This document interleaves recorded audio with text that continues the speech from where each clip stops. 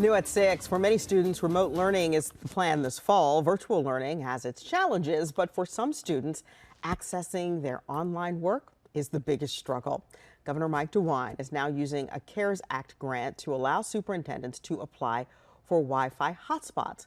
One superintendent says this is a start. 10 TV's Krista Frost talked with him about the changes they've made because of a bad connection. Back to school is looking very different for every district. So right now, about 80% of our kids will be coming to school face-to-face, and 20% of our students will be doing remote learning.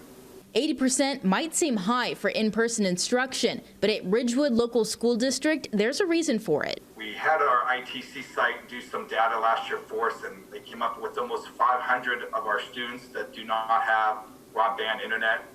Superintendent Mike Maslowski says that's out of the 1,200 students in their district. That's why teachers here got creative when learning went online last spring. So this past spring, when we had to do full remote, we were utilizing things that they might have in their home already. So when we were doing math projects, it might be finding an area or perimeter for a landscaping job.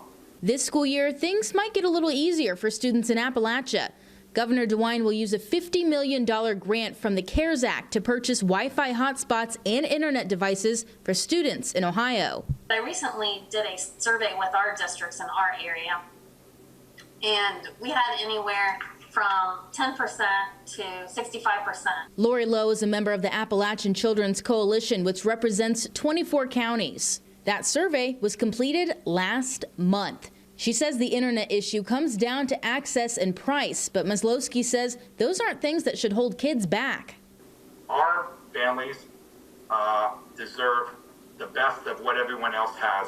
The bottom line for these educators: an investment in broadband in these rural areas is vital. In Columbus, Krista Frost, 10 TV News. And right now, this grant goes to the end of December, leaving some school administrators wondering if that timeline will be expanded to the end of the school year. Ridgewood has not yet received their hotspots yet, but they do expect to have them by the first day of school, August 31st.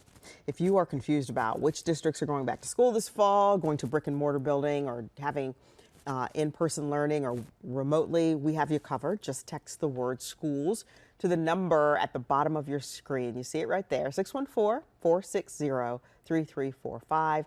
And then you will get a link to our website that has every school district's plan in Central Ohio. So that should be helpful to you.